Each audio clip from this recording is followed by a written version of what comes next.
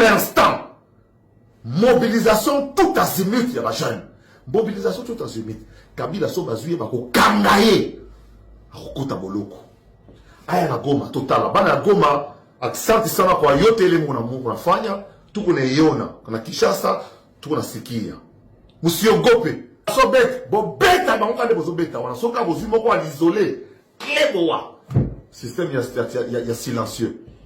Ma beleza ya biso za Kagame te. Bino bato diaspora. Kabila zo panza mbongo. Bolia mbongo wana mbongo akoko na bino. Bolia ngo pena sample nya. Bolia mbongo wana na nko. Bodame yango. Na yebi. Bozo ngo cop ne papa Tshisekedi sur la conférence nationale. Bozo mbongo Mobutu, mais bon voter pour le changement. Bolia mbongo ya. Bolia mbongo na bango des pantins bana misala. Ba que n'est pas été. Biso tout aux ana pour mobiliser bino. No yo ye pona o ke balole kaza ko kontina munguna po ya koto. Zabu la chantier au lekate. Soko za mobali yo Hippolyte, yaka na Goma totala yo, nana na Goma tondima yo. Olali na Goma, olamuki, obimi na tongo la kisi bisoke, naza na Goma. Yaka na Goma Hippolyte, tope sur défi, yaka na Goma totala yo. Biso tout ozo kita na Goma, yaka na Goma. Wazalendo wa petit so wazalendo, ozage ba korbo, ozage ba nyoka, ozage ba nzoi tuba bima. Yaka na Goma, yaka na Goma. Nyangala kate Hippolyte Kanambe, Rwandais. Yaka na Goma, okomona ba nyoka, okomona ba nzoi, okomona biloko toko bima na Goma. Yaka na Goma. Eza mabele ba koko la biso. Yaka na Goma tondi mayo. Nyangala kata oyo ya Rwandais pamba pamba. Yo kalisa ki Félix aza yuma na yo, aza zoba biso toko bunda. Président Félix a kosa discours te. Président kosa discours te biso nda tozo lobela yo. Eza biso armée numérique tozo lobela. Congolaises et Congolais, je vous salue où que vous soyez à travers le monde. Laissez-moi vous annoncer la bonne nouvelle.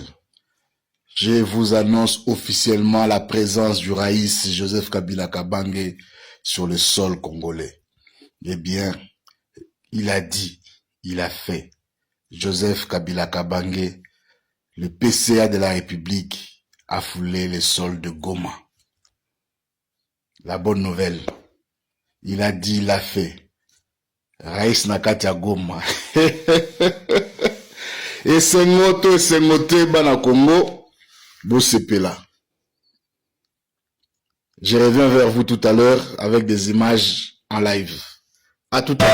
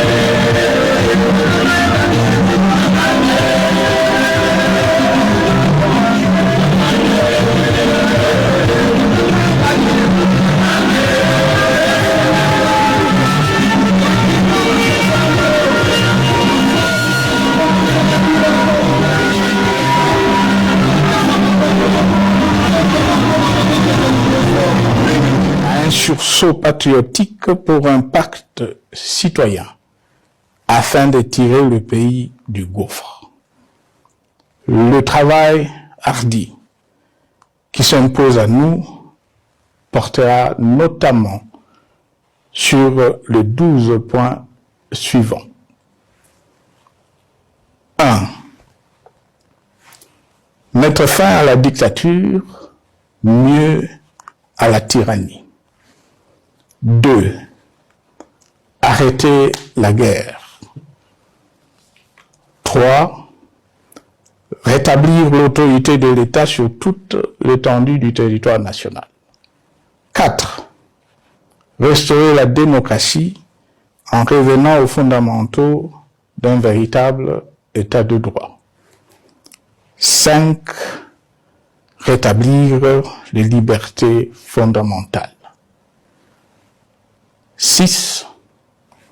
Réconcilier les Congolais et reconstruire la cohésion nationale.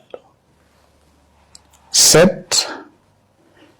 Relancer le développement du pays par la mise en place d'une bonne gouvernance économique, une gestion administrative et financière orthodoxe et une répartition équitable des ressources nationales.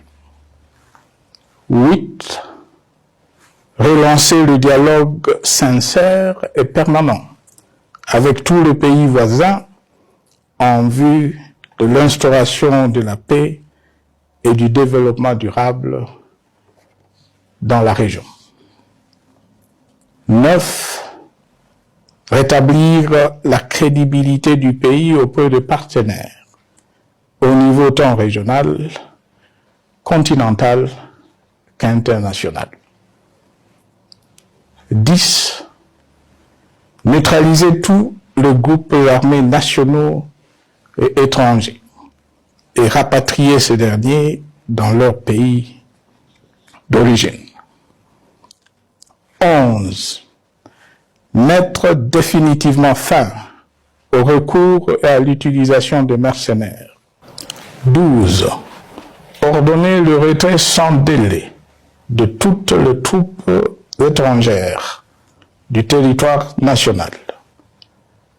À ce sujet, je salue la décision sage des pays de la SADC de retirer les troupes de la SAMI d'IRC de notre pays. Kasongo ye Mombali nanga Kasongo mbona we Songa libala oh ye Réaction est belée Bamususu balobi Kabuya correspondre te Fachi correspondre te oui pour tata mokonza ekolo naza d'accord na makambo bango balobaki akoki correspondre yete puisque aza collègue na yete mais eloko moko nakosenga nakosenga bino ezabu bo garder silence po boyoka makambo tokoloba awa toyeko sala ba théâtre te nalingaki même na se retirer na benga ka ba panzi asango na loba makambo oyo mais ndenge za kotal histoire na biso parcours politique na biso yango nasengaki bino nanga etozala elongo place oyo tosolola toyeba makambo ezokende ndenge nini eloko ya liboso na ko répondre bato babandaki koloba ke naloba te wana boye. Ce n'est pas la première fois oyo ngai naloba soki Kabila lobi. D'abord, vous devez le savoir, c'est un collègue président d'un parti politique au même titre que Ngai. Les gens doivent comprendre ça une fois pour toutes. C'est par ignorance. IDPS viva. na lobi boye aza collègue nanga na ba niveau mibale mais niveau moko auti ko perdre ngo azalaki collègue nanga sénateur ponga pe naza sénateur aza collègue nanga président d'un parti politique au même titre que ngai pe président d'un parti politique, c'est-à-dire boko tisa tata mokonza ekolo na ba makambo wana te etali eta place mokote puisque batu baza kobosana mbala moko tango asalaki interview na ye na anglais. Je pense que na répondaki ye puisque c'est mon collègue président d'un parti politique au même titre que ngai boza koyoka ngai.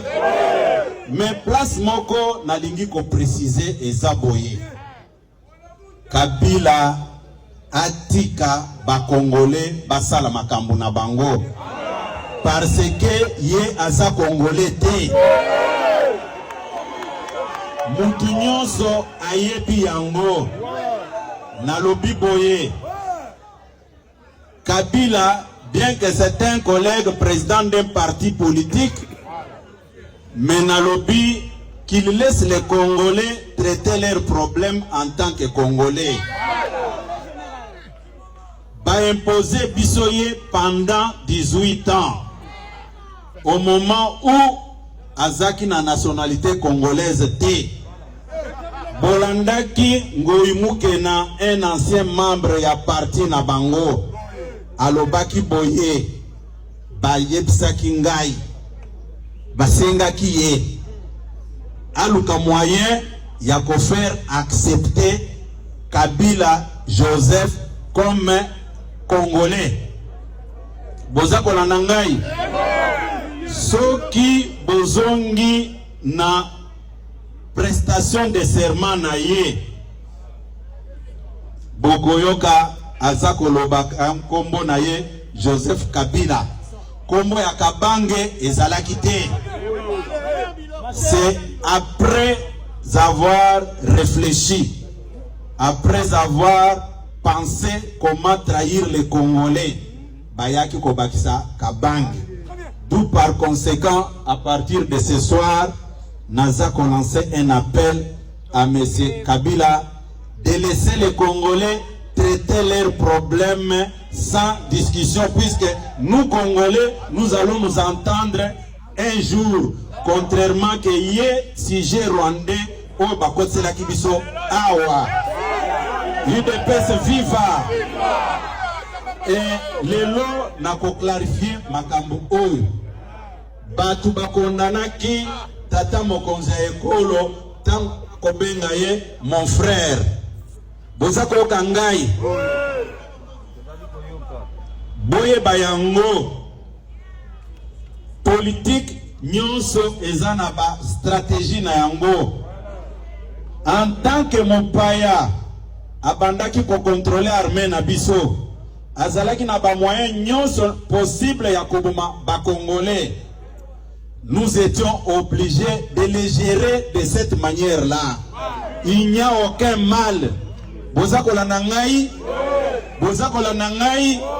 ezana batu oyo bakendaki kobimisa ba photo tango mokonzi mboka azana ba rencontre ya minene azako simba banoko na ye azako solola na Kagame.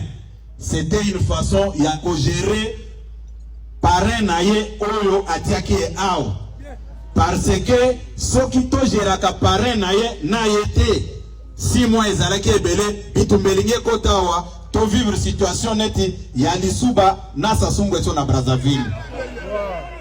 Félix Tshisekedi, c'est un génie politicien. Boubetele maboko makasi.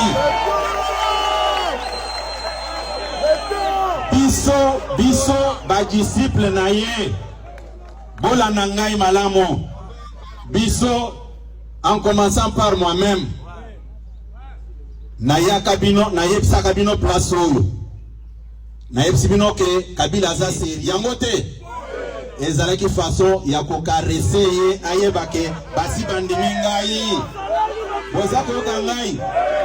tovanda na ye tolia na ye pona ko protéger pouvoir oyo na koyebisa bino ke eza te ke okende na réseaux sociaux oloba biso tozwaki risque ya kokende pa monguna kovanda na ye boza koyoka ngai ndenge tolinganaka na lamour ya folie ndenge tolakanaka se mpe likolo ndenge tokanaka toya tobota mwana ndenge topesaki ye deja kongo romio na bosani te sokota balobaka oublier le passé mpona maloba mpamba lelo ndenge balobaka oublier le passé makambo mosusu babosanaka te angele mawa te soki mpe destine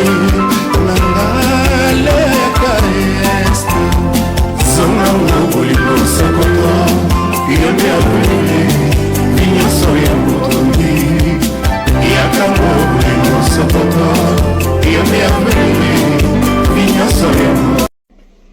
Peuple congolais, Congolais et Congolaises, personnellement moi, n'a remercié arrivé il y a général-major Joseph Kabila na kati ya République démocratique du Congo, précisément na ville de Goma, na pays yaba Koko naye. Congo ezali moko. Congo ezali mibalete. République ya Congo ezali moko. Na kumisi mingi coordonnateur ya M23 Corneille Nanga na courage naye na ndenge alingi amema révolution jusqu'à na sacrifice suprême. Mboka ekoki kozala te dirigé dans tribalisme comme baluba ya IDPS. Mon général olapa kindai na se ya drapeau oko défendre écolo jusqu'à un sacrifice suprême. Yangwana mon général salela ndai na yo oyo olapaki. Bino ba généraux oyo botikali bo respecter ndai oyo bolapaki pona ko défendre mboka jusqu'à un sacrifice suprême. Monguna oya mona Tshisekedi azali bobele na 24-48 heures ya ko démissionner. Soki alingi te le 30 juin défilé militaire ikosalema na Kinshasa, transition sans Tshisekedi. Merci beaucoup na botondo na komisi général et major Joseph Kabila na bokobi na lelo na 2h du matin na ville ya Goma. Merci beaucoup mon général, courage. Nous sommes derrière vous. Merci beaucoup mon général. Merci beaucoup. Congolaises et Congolais, je vous salue où que vous soyez à travers le monde. Laissez-moi vous annoncer la bonne nouvelle. Je vous annonce officiellement la présence du Raïs Joseph Kabila Kabange sur le sol congolais. Eh bien, il a dit, il a fait. Joseph Kabila Kabange, le PCA de la République, a foulé le sol de Goma. La bonne nouvelle, il a dit, il a fait. Raïs Nakatia Goma. Et Sengote, Bana Congo, Bosepela. Je reviens vers vous tout à l'heure avec des images en live. À tout à l'heure.